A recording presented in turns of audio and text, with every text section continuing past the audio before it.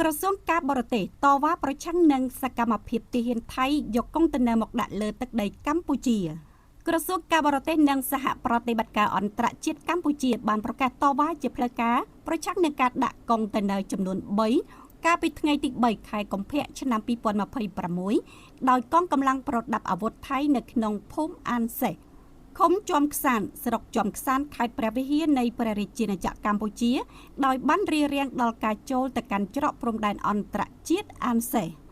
ក្រសួងការបរទេសកម្ពុជាបានចាត់ទុកថាសកម្មភាពបែបនេះជាការរំលោភបំពានយ៉ាងជាក់ច្បាស់មកលើអធិបតេយ្យ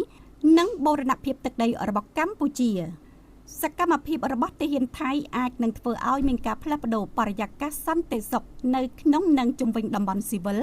ពង្រឹងការគ្រប់គ្រងដោយយោធាឬបង្កើតស្ថានភាពថ្មីនៅលើទីតាំងជាក់ស្ដែង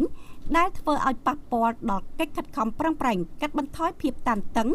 និងរារាំងដល់ការវិលត្រឡប់ដោយសុវត្ថិភាពនិងថ្លៃថ្នូររបស់ប្រជាជនស៊ីវិលទៅកាន់ផ្ទះសម្បែងនិងទ្រព្យសម្បត្តិរបស់ពួកគេវិញក្រសួងការបរទេសបានសង្កត់ធ្ងន់ថាកម្ពុជាជំទាស់យ៉ាងដាច់អហង្ការចំពោះសកម្មភាពខុសច្បាប់នេះដែលជាការពង្រឹងការកាន់កាប់មកលើទឹកដីកម្ពុជាដោយប្រទេសថៃសកម្មភាពបែបនេះផ្ទុយនឹងវិធានការកាត់បន្ថយភាពតានតឹងដែលមានចែងក្នុងចំណុចទី1នៃសេចក្តីប្រកាសរួមនៃកិច្ចប្រជុំពិសេសលើកទី3របស់គណៈកម្មាធិការព្រំដែនទូទៅថ្ងៃទី27ខែធ្នូឆ្នាំ2025ព្រមទាំងបំពេញទៅនឹងធម្មនុញ្ញអង្គការសហប្រជាជាតិនិងធម្មនុញ្ញអាស៊ាន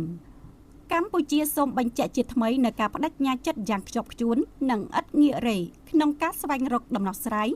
ប្រកបដោយមិត្តភាពចំពោះចំនួនព្រំដែនទាំងអស់ជាមួយប្រទេសថៃក៏ដូចជាជាមួយប្រទេសជិតខាងទាំងអស់តាមរយៈមធ្យោបាយសន្តិភាពស្របតាមច្បាប់អន្តរជាតិហើយប្រកាន់ខ្ជាប់នូវគោលជំហរជាគោលការណ៍ថាព្រំដែនមិនត្រូវបានផ្លាស់ប្ដូរដោយកម្លាំងនោះឡើយ។